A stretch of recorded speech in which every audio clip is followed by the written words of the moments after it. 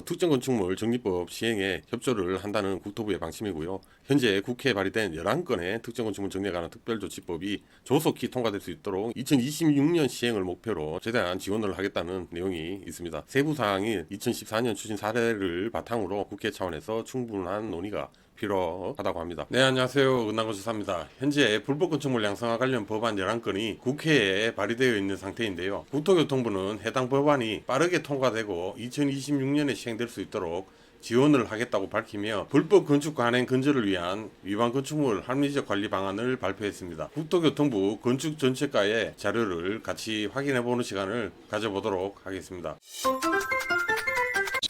네, 먼저 국토부 발표 자료를 다운받아 볼 텐데요. 인터넷 검색창에 국토교통부 검색해서 국토교통부 홈페이지에 들어갑니다.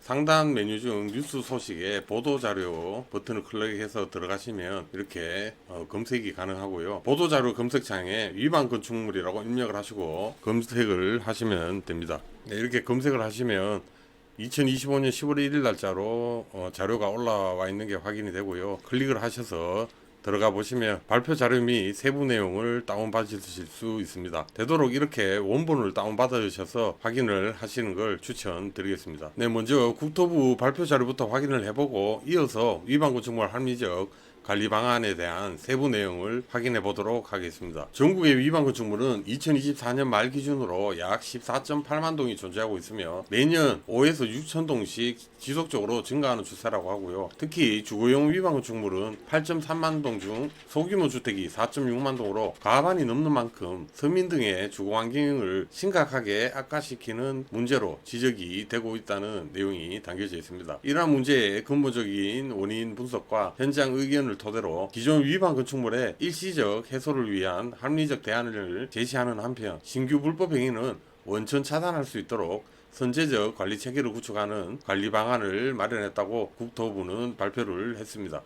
네, 제22대 국회 출범 이후 현재까지 총 11건의 관련 법안이 발의되어 계류 중이며 과거 1980년 그리고 1981년, 2000년, 2006년, 2014년 총 5차례 양성화가 시행된 적이 있으며 가장 최근인 2014년 시행 당시에 26,924동이 불법에서 합법적으로 사용 승인이 완료된 바 있습니다. 아직까지 양성화 대상 범위나 심의 기준 등 세부적인 입법 사항은 정해진 것이 없고 앞으로 국회와 논의를 통해 최종 확정될 예정이라는 내용이 확인이 되고 있습니다. 다가구 주택 양성화 대상 면적 기준에 대해 궁금해 하시고 상당히 예민하신 분들이 많이들 계시던데 과거처럼 다가구 주택 면적 기준을 330제곱미터 미만으로 가게 될지 이번에는 660제곱미터 미만으로 가게 될지 여기에 관한 세부 기준은 아직 정해진 바가 없습니다. 저는 개인적으로 다가구 주택 면적 기준인 660제곱미터 미만으로 정해졌으면 하는 생각이 컸습니다만 최근 여기저기서 예민하게 연락이 오시는 걸 보면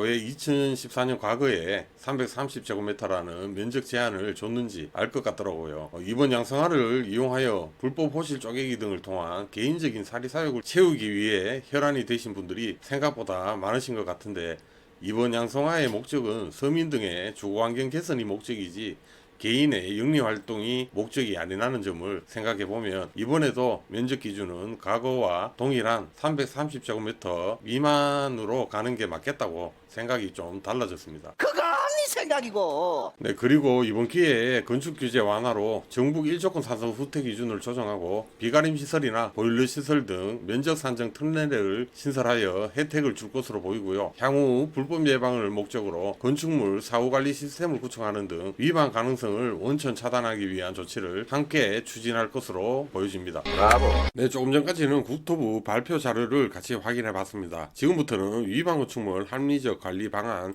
세부 내용에 대해 같이 살펴보도록 하겠습니다. 네, 우선 위반 건축물의 개념입니다. 위반 건축물이란 건축 법령에 따른 건축 용도 변경 허가 또는 신고 등의 절차 없이 건축물을 건축 대수선 용도 변경 등을 하거나 일조 건축선 구조 및 피난 방화 조경 등 건축 기준을 위반한 건축물을 위반 건축물이라고 얘기를 하고 있습니다. 위반 건축물의 유형을 보면 베란다, 옥탑, 1층 무단 중축, 세대수가 증가하는 무단 대수선, 무단 용도 변경 등 다양한 유형이 존재하고 있는 것으로 파악됐는데요.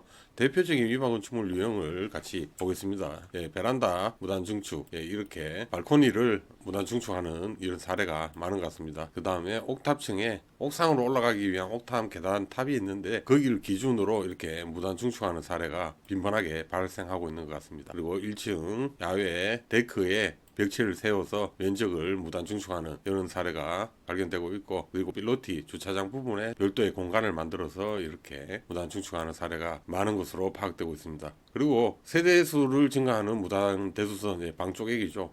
이 부분은 사실 정말 좀 심각한 문제인데, 이 부분은 건축법 위반일 뿐만 아니라 가구수 증가에 따른 주차장법 위반까지 되고 있습니다. 이런 경우가 의외로 많이 있는데, 이 부분은 외부에서는 확인이 좀 불가능한 그런 부분이기 때문에 찾기가 쉽지 않은 것 같습니다. 그리고 마지막으로 무단 용도 변경 사례가 있겠습니다. 방금 봤던 이 대표적인 위반 건축물 유형뿐만 아니라 중간층 무단 증축, 가설 건축물 무단 축조, 주요 구조부 무단 해체, 주차장 무단 용도 변경, 적용 면적 훼손, 공개공지 사용 기준 위반 등 다양한 위반 유형이 존재한다고 합니다. 네, 다음은 위반 건축물의 현황입니다. 2014년 12월 기준으로 전국에 14.8만 동이 존재하고 있고, 그 중에 주거용 건축물이 83,458동으로 56.5%의 비중을 차지하고 있는 것으로 파악되고 있습니다. 그리고 연평균 5에서 6천 동의 위반 건축물이 증가하고 있는 추세라고 하는데요. 아직 적발되지 않은 위반 사례까지 고려한다면 이게 정말 놀라운 수치가 아닌가 싶습니다. 네, 지역별로 본다면 서울시가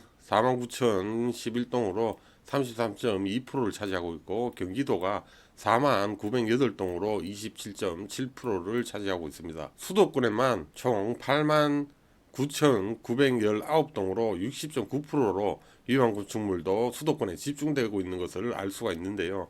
부산이 세 번째고, 제가 살고 있는 대구가 1,835동으로 1.2% 비율을 차지하고 있고 15번째로 되어 있는 게 확인이 됩니다. 생각보다 대구는 위반 사항이 타 지역에 비해 많이 적은 것 같습니다. 대구의 경우는 경기가 워낙 위축되어 있어 위반조차 하지 않는 것 같은데요. 이게 좋은 건지 나쁜 건지 잘 모르겠지만, 일단 위반 사항이 전국 비율 1.2%밖에 차지하지 않는다는 사실은 조금 놀라운 것 같습니다. 네, 세부 현황입니다. 건축물의 규모가 330제곱미터 미만인 건축물이 74,555동으로 전체 50%가 넘는 것으로 파악이 되고 있고, 30에서 660제곱미터가 51,105동으로 거의 35% 비율을 차지하고 있는 것으로 나타나고 있습니다. 건축물의 규모가 작을수록 위반 건축물 수가 늘어나는 경향을 보이고 있습니다. 네, 계속해서 보면 단독주택과 다가구 주택 규모가 54.6%를 차지하고 있는 것으로 나타나는데요. 다가구 주택일 경우에 330제곱미터 미만인 경우가 14.6%의 비율을 차지하고 있고, 330 이상 495 미만의 다가구 주택이 18.2%로 상당히 높은 비율을 차지하고 있는 것이 확인이 됩니다. 이상한 점은 660제곱미터 이상의 다가구 주택이 이 표에 존재한다는 게 조금 의아하긴 한데요. 건축법 용도분류상 다가구 주택은 660제곱미터 미만이라는 면적 기준이 있습니다. 660제곱미터 이상인 경우는 주택 외에 다른 용도와 복합된 다가구 주택으로 이해를 하면 될 것 같기는 합니다. 이 내용을 보니 많은 비율을 차지하고 있는 495제곱미터 미만까지 양성화 대상에 포함이 됐으면 하는 생각이 들기는 하는데, 이 부분은 국토부와 국회에서 조율을 잘 하리라 믿어 보겠습니다.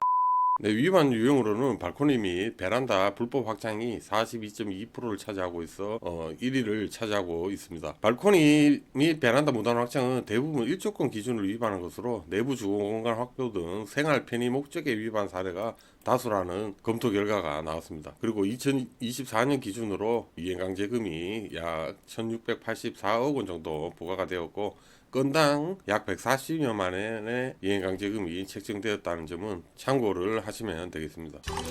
다음은 국토부에서 조사한 참고 사례 한번 보겠습니다. 다세대 주택 무단 증축을 통해 원룸을 3룸으로 불법 확장했고, 전세 계약이 추진되는 시점에는 위반 건축물로 적발이 되었으나 건축물 대장에 불법 건축물로 등재되기까지 6개월 정도 시간이 소요되어 계약 당시에는 위반 확인이 불가, 계약 종료 이후 후속 세입자를 구하지 못해 전세금 피해를 받는 이런 사례가 확인이 되고요. 그리고 불법 건축물로 적발된 이후에 부과된 이행강제금보다 원상복구 비용이 더 큰 사례들도 존재하고 있다고 합니다. 준공 이후에는 관리 역할이 부재하여 준공 바로 다음 날부터 불법 시공행위가 만연하다는 내용이 있는데, 모 지자체에 따르면 조사 대상 10곳 중 7곳이 준공 1년 내에 위반이 발생하고 나머지 3곳도 3년 내에 위반이 적발되었다는 내용이 있습니다. 사용 승인 이후에도 지속적인 관리가 필요한 이유가 아닌가 싶습니다. 그리고 주민들의 민원, 지방의회 예산 감축 등으로 위반 건축물 단속이 어렵다는 내용도 포함이 되어 있습니다. 저도 주변에 보니까 악성 민원들 때문에 건축가 또는 건축 지도과 공무원들이 정말 힘들어 보일 때가 종종 있더라고요. 개인적인 생각으로는 민간 전문가들도 포함된 불법 건축물 관리팀을 지자체별로 만들면 좋겠다는 생각이 들기도 하는데, 이 부분도 예산 문제로 조금 어렵기는 하겠습니다. 네, 다음은 건축산업 생태계 문제에 대한 내용인데요. 건축주가 준공 이후 위반 행위를 쉽게 할 수 있도록 의도적으로 설계를 하는 등 설계자, 즉 건축사에게도 책임이 있다고 보고 있고, 미등록 시공업자가 건축주에게 위반을 목적으로 한 소규모 공사를 적극적으로 유도하고 있는 사례가 많이 파악이 되고 있으며, 위반 건축물로 적발이 되어도 시공업자는 책임 및 손해가 없는 산업 생태계의 문제도 지적이 되고 있네요. 불법 수익 구조를 파악해 보니 위반 행위가 결국 이득인 구조로 조사가 되었다고 하는데요. 매년 부과되는 벌금을 필요비용으로 인식하고 임대 및 영업수익 등을 극대화하기 위해 위반 사항을 그대로 조치하는 사례가 많이 파악되었다고 합니다.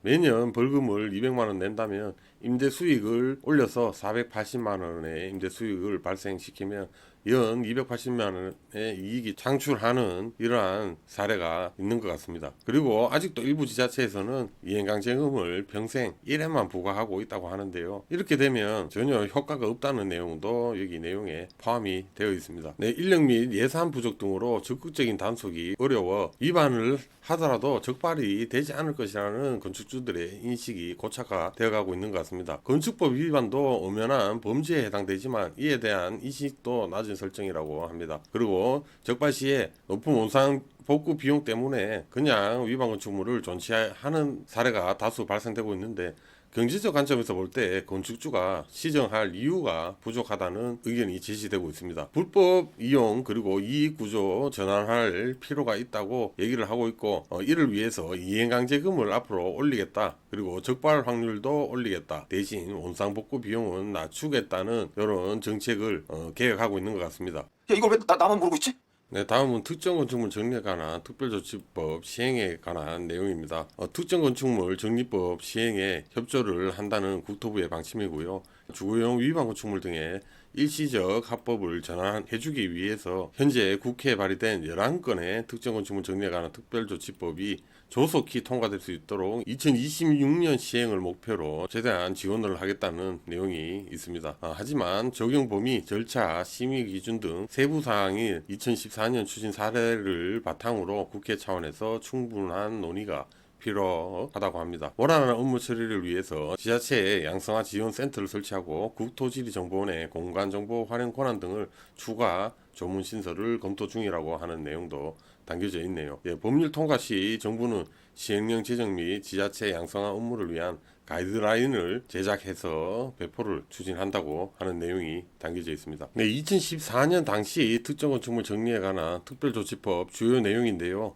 발의 및 제정 12년 11월에서 12월 사이에 2건이 발의되었고 2013년 7월 16일 날 제정이 되었네요. 2014년 1월 17일 날 시행하여 2015년 1월 16일까지 유효기간 1년간 시행한 것으로 나타나고 있습니다. 적용 범위는 2012년 12월 31일 당시 사실상 완공된 주거용 특정 건축물로 한정을 했었습니다. 주거용 특정 건축물 범위는 단독주택으로서 연면적 165제곱미터 미만, 다가구 주택으로서 연면적 330제곱미터 미만, 다세대 주택으로서 세대당 전용면적 85제곱미터 미만으로 한정을 했었는데요. 지금 이 다가구 주택의 경우 면적 때문에 기대를 하고 계신 분들이 좀 있는 것 같은데, 이번에도 똑같이 330제곱미터로 갈지 아니면 면적을 좀 키워서 495제곱미터까지 혹은 660 제곱미터까지 갈지 이 부분이 상당히 중요한 부분이 아닌가 싶습니다. 그리고 당시의 추진 절차는 건축주가 설계도서, 현장조사서 등을 첨부해서 허가권자에게 신고를 하면 30일 내에 건축위원회 심의를 거쳐 사용 승인 처리를 했던 것으로 나타납니다. 심의 기준은 도로, 건축성 기준에 적합하고 구조안전 위생 방화 및 인근 도시계획 사업 일조권에 현저한 지장이 없을 것이라는 내용이 있네요. 그리고 2014년 최종적으로 26,924동이 불법 건축물에서 합법 건축물로 양성화가 되었습니다. 네, 추진 방향 살펴보겠습니다. 먼저 건축 규제 완화에 관한 내용인데요. 앞서 짧게 언급했듯이 전국 방향 일조권 사성 기준이 개정될 것으로 보입니다. 현행 일조권 기준은 높이 10m 이하는 경계선으로부터 1.5m를 이겨가도록 되어 있고요. 10m를 초과하는 부분은 경계선으로부터 건축물의 높이의 2분의 1을 띄우도록 되어 있습니다. 하지만 개정안을 보시면 10m 이하는 경계선부터 1.5m 기존과 동일하고 10m 초과 17m 이하의 부분은 경계선에서 5m만 이격을 하면 되는 것으로 이렇게 개정안이 있습니다. 그리고 17m 이상은 기존과 동일하게 건축물의 높이의 2분의 1을 띄우도록 하고 있고 가장 특이한 점은 10m 초과 17m 이하의 부분에 이 사선이 없어지고 수직으로 이렇게 적용을 하게 되어 이 부분에 불법 발코니 증축되는 부분들을 이제는 처음부터 합법이 되도록, 그러니까 불법 증축이 없도록 만들겠다라는 그런 일조권 개정안이 담겨져 있습니다. 그리고 시뮬레이션 결과 일조권 승인 한도를 고려한 실제 영향을 파악해보니 피해 영향이 거의 없다라는 내용도 담겨져 있는 게 확인이 됩니다. 네, 규제 완화 두 번째 내용으로 비가림 지붕 보일러실 면적 산정 특례를 신설하겠다는 내용인데요.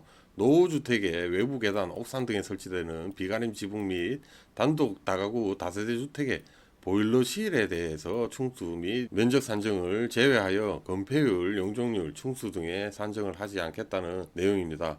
처음부터 면적이나 건폐율, 용적률에 산정하지 않아 무단 준축 위반을 해소하겠다는 내용인데 이 부분은 실효성이 있을지 개인적으로 의문이 듭니다. 특히나 보일러실 부분은 보일러실로 해놓고 다른 실로 사용을 한다든지 아니면 보일러실이 컸으면 좋겠다라고 하면서 일반적인 원룸 사이즈의 보일러실을 만들어 놓고 준공 후 방으로 사용한다든지 하는 그런 또 다른 불법의 우려가 있어 보이는데, 이 부분은 보일러실 최대 면적 기준을 주든지 조금 더 면밀한 협의가 이루어지지 않을까 기대해 봅니다. 다음은 불법 건축물 예방을 위한 건축물 사후관리 시스템 구축에 대한 이야기입니다. 사용 승인 이후 일정 기간 경과하면 허가권자 또는 대행 건축사가 위반 여부를 재확인하는 건축물 사후 검사 제도를 도입할 예정이라고 하는데요. 참고로 수원시 같은 경우에는 사용 승인 완료 후에 약 6개월이 지난 건축물 대상으로 유진관리, 실태 등의 점검을 위해 지자체가 직접 위반 사항을 확인하러 다닌다고 합니다. 더하여 사용 기간 중 건축 관련 전문가가 건축물의 불법 여부 등을